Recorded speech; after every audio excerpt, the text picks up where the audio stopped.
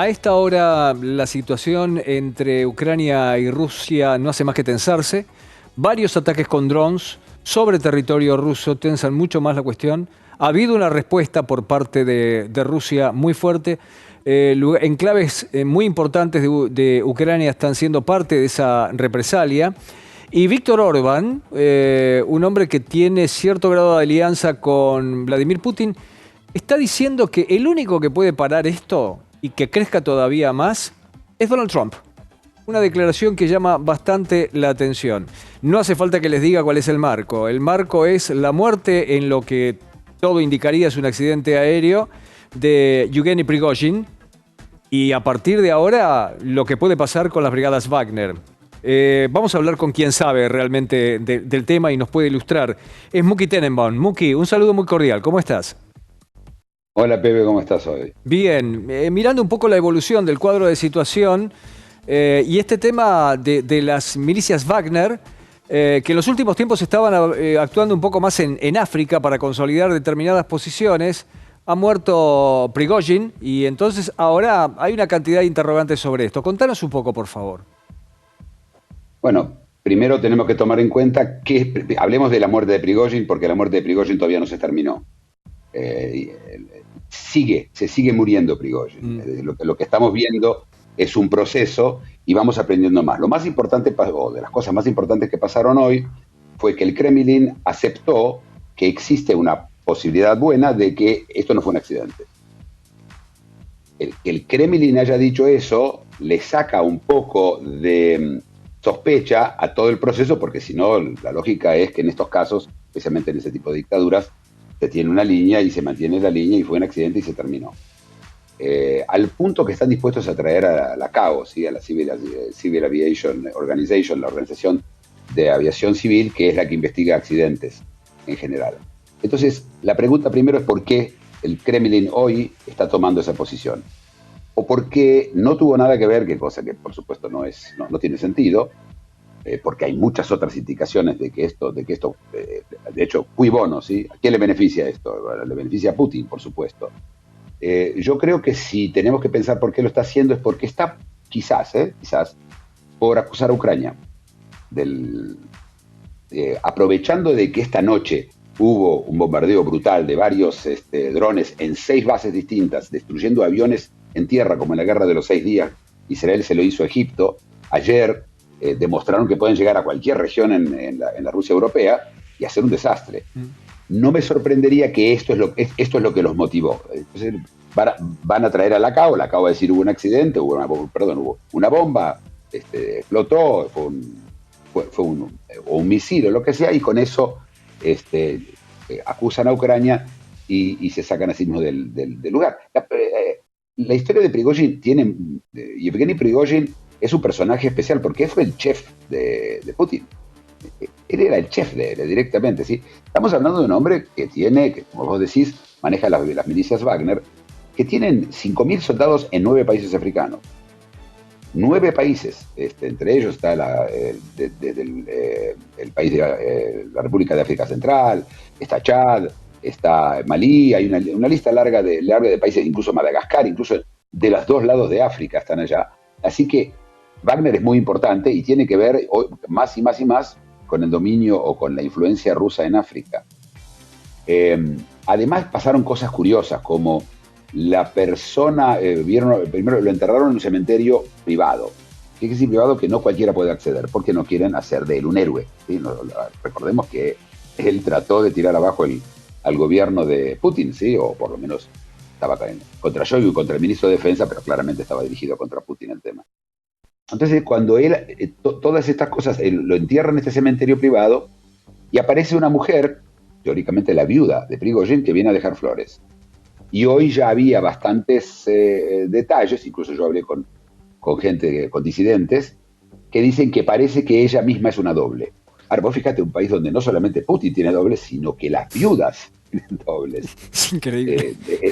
Es realmente increíble. Si es verdad o no es verdad, ya es increíble. Es No, el no importa argumento que de una fuera verdad o película, no. Muki. Es de 2 o 3 o 4 películas, sí, pero ahora con la huelga de Hollywood parece que Sí, van a tener que difícil. esperar un poco.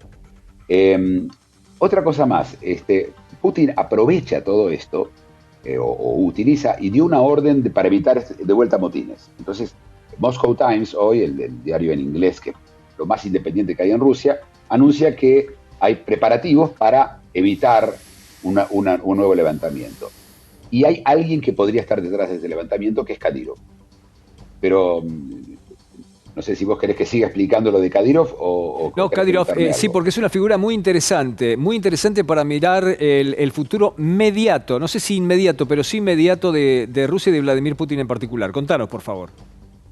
Bueno, Kadyrov, tenemos que ir un poco para atrás. Chechenia, que es una región que quiso seceder de Rusia, no de la Unión Soviética, era parte de la Rusia misma, es una región musulmana. Esto es importante entender. Y se habían rebelado y era un desastre y mandaron tanques y fue muy sangriento todo hasta que llegó Putin. Y Putin lo resolvió de forma putinesca. Entonces agarró, sabía que es un país lleno con muchas mafias, llamó a los tres grandes mafiosos, les repartió el territorio, Kadyrov es el número uno, y dijo, bueno, cada uno de ustedes se ocupen, no quiero más ruido. Y en muy poco tiempo desapareció toda la rebelión, se terminó. Kadyrov es el hombre que estuvo detrás, que todo el tiempo estuvo con el tema de Ucrania, incluso mandó tropas, él mismo se fotografió a sí mismo en Ucrania, a su hijo lo mandó a Ucrania. Es un personaje bárbaro, una persona muy, muy impresionante y muy leal a Putin. Pero él habló muchas veces bien de Prigozhin. Y probablemente él esté en la mira de Putin. Si Putin está eliminando los peligros, Kadyrov es un peligro real porque además tiene 50.000 soldados y son chechenos, son tipos que ya estuvieron en una guerra civil, así que tienen experiencia y entrenamiento, ¿no? Kadyrov, de hecho, era un crítico en todo caso del ejército ruso y de algunas de las tácticas de Vladimir Putin porque dice, están muy blandos muchachos, están muy blandos, aquí hay que entrar a sangre y fuego y no importar absolutamente nada de una buena vez, incluso poniendo a su hijo que creo que en aquel entonces cuando hizo esa crítica tenía tan solo 16 años. Así es, sí, sí. Es un personaje, hay que verlo, ¿sí? Es un Sí, sí, personaje sí. interesante, mucho más interesante que Prigozhin, como es mucho más tridimensional, ¿sí? que Prigozhin. Em, Además que él maneja toda una región, ¿sí? Claro, Es un absolutamente. dirigente. Vamos a ver, estuve tomando apuntes de varias de las cosas que dijiste. Primero, posiblemente de este atentado que le cuesta la vida a Prigozhin, vaya a poder acusar eventualmente a Ucrania. Bueno, muy bien. ¿Quién podría creer semejante mensaje? Y entonces pregunto, ¿cuál sería el sentido de ese mensaje? Sabe que la comunidad internacional no le va a creer. Eventualmente de cara al interior, ¿a quién? Cuando cae el avión, una de las teorías es que fue Ucrania. Y Zelensky negó que sean ellos, pero no con demasiada fuerza, porque le venía bastante bien que sientan de que él es poderoso y puede llegar incluso a tirar abajo un avión en Rusia. Es importante, hoy el Wall Street Journal escribe un artículo muy interesante en que cuentan cómo Prigozhin se movía. Prigozhin se movía con aviones especiales que él mismo controlaba, que tenían métodos para que no los puedan seguir. No solamente apagaba lo que se llama el transponder, eso que avisa donde el avión está, que cuando uno los puede seguir, viste, en los mapas, que a veces ves avioncitos chiquititos, cada uno es un transponder. No solo apagaba el transponder, sino tenía sistemas de ofuscación. Entonces, el hecho que él se haya caído en un avión habla por sí mismo. Acá hay una historia porque este es un hombre que se movía todo el tiempo con estos aviones. Yo creo volviendo a la pregunta sobre Ucrania, ¿qué tiene para ganar Cuibono? ¿Qué tiene para ganar Ucrania? Bueno, si lo tiraba abajo era decir, fuimos nosotros. ¿Mm? Nosotros tiramos abajo el avión contra los Wagner, sería fabuloso. Eh, ¿Quién no se lo va a creer una vez que la negativa fue tan tibia y que todo está tan sucio desde el punto de vista de información? Nosotros nos enteramos lo que pasa en el frente una semana después. Mm. Entonces, no tenemos realmente información. No es como antes, al principio, cuando empezó la guerra, que estaban los corresponsales extranjeros en todos los lugares y mandaban información. Del frente casi no hay nadie. No llega información. Entonces, se siente que no llega esa información y entonces, acordate también de que nadie confía demasiado tampoco en nosotros, ¿sí? No es Ujú. que Ucrania, como decís, en Occidente, está también todo el resto de los países del mundo que no están convencidos que, como lo escuché, por ejemplo, tengo un amigo que está en China, que es uno de los dirigentes, me dijo a mí, mirá, me dice, lo maneja un cómico el país, ¿sí? Recordemos que Zelensky Era un cómico, claramente ya no lo es más. ¿Sí? Ujú. Así que Absolutamente. esa sería la ventana ucraniana del tema. A Vladimir Putin, ¿todo esto lo desgasta o lo fortalece? Y en todo caso, ¿qué hay detrás de Vladimir Putin? Mira, primero detrás de Vladimir Putin está el Kremlin. ¿Sí? Acá siempre es más fácil pensar que es una persona la que hace las cosas. ¿Sí? Es uno solo. ¿Sí? Mm. En cualquier país es Trump. No, no es Trump, es todo un establishment gigante que hay detrás de él. Acá también, detrás de Putin hay un gran establishment con el cual él tiene que negociar porque hay halcones y hay palomas y es una burocracia que además es eterna. ¿Sí? No se va a ningún lado, no responde a elecciones. A mí lo que me parece interesante es, Putin podía haberlo agarrado a Prigozhin y hacerle juicio por traición. Era muy fácil. Si él ya tenía ese poder, podía haber agarrado y haber hecho esto, que le hubiera dado a él la legitimidad frente al mundo. Pero esto lo ponía en una situación en la que si hace su juicio secreto no va a servir, tiene que ser un juicio público, y si es un juicio público van a haber periodistas y Prigozhin puede llegar a hablar. Así que a él esto no le convenía, le convendría a cualquier otra persona, porque recordemos, todas las dictaduras tienen un poder judicial, esto es algo muy especial. Corea del Norte tiene un poder judicial, hay jueces, hay cámaras de apelaciones, hay Suprema Corte, por supuesto, todos clavos del gobierno, sí, directamente. No hay una independencia, pero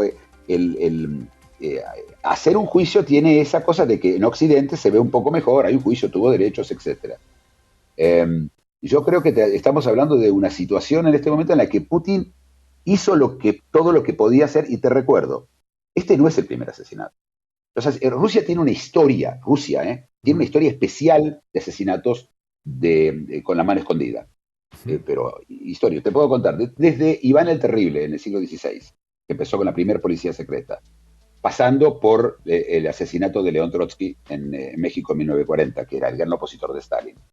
Luego, que le tocó a la gente de Stalin, a Beria, lo ejecutaron también, lo mataron, para evitar de que él controle. Khrushchev lo mandó a matar, el que vino después de Stalin. Ujú. Y después tuvimos a Litvinenko, que le dieron un té con plutonio, que recordemos cómo se fue muriendo y lo vimos a todos pudrirse, Sí. literalmente pudrirse, y después lo mató a su contrincante, que no me acuerdo el nombre de él, que lo mataron frente al Kremlin, que era en ese momento el gran opositor, y lo mataron ahí al lado. O Sí, sea, con una bomba yo que estuve casi cuando termina estuve con en la vida Moscú. de la hija también. Así es, y yo conocí a la hija en Moscú. Siguen teniendo ahí en Moscú un pequeño florcitas, y ella está todo el tiempo parada gritando: me mataron a mi papá, me mataron a mi papá. Nadie le da bola, por supuesto. Ujú. Incluso los que quieren no lo dan. Estoy muy excedido en el tiempo, Muki, pero tengo que hacerte un par de preguntas más porque cada uno de tus lineamientos me va disparando interrogantes y voy tomando notas. Primero, no me pasó desapercibido lo que están haciendo las milicias Wagner, lo que están haciendo los trabajos los rusos en África, una tierra que desde el punto de vista exterior era prácticamente de absoluto dominio chino. La pregunta que quiero hacerte es, ¿tenemos ahí un germen de enfrentamiento en cuanto a los intereses o están trabajando en conjunto? No, ninguna de las dos. Ni están trabajando en conjunto ni hay un problema, porque donde está Wagner estaba Francia. El vacío que llenó Wagner es en países de habla francesa, Ok. casi todos. Es decir, recordemos cuál es el colonialismo francés. Los franceses, a diferencia de los ingleses, crearon un colonialismo basado en cultura y basado en igualdad. Eso quería decir de que una vez que se hicieron independientes, quedaron enganchados cultural y económicamente con Francia, cosa que los ingleses no hicieron. Los ingleses no se sentían parte, ellos eran los tipos de arriba y los otros de abajo, y cuando se fueron simplemente dejaron el idioma, algunas cañerías con agua, y un sistema judicial que funcionaba más o menos. Entonces, volviendo a esto, Francia era el patrón de estos lugares. Francia empezó a perder lugar por varios motivos. Primero, por motivos económicos, porque empezó a quedarse. Segundo, por motivos militares, porque tenía que mandar todo el tiempo ejércitos. De hecho, tuvo varias intervenciones. El gobierno de Francia es un gobierno muy débil. El de Macron es un gobierno de tibieza. Ujú. Y en ese lugar entró, por supuesto, entró Wagner. Y China no pudo entrar. China entró en los otros países, no en Ujú. ninguno de estos. En estos no estaba China. Bien. Muki, tengo una infinidad de preguntas más, pero se me acabó el tiempo, así que te propongo que volvamos a encontrarnos en el curso de los próximos días para seguir desarrollando este y otros temas, por supuesto. Con mucho gusto. El analista Muki Tenenbaum. Nosotros tenemos más información y se la contamos enseguida.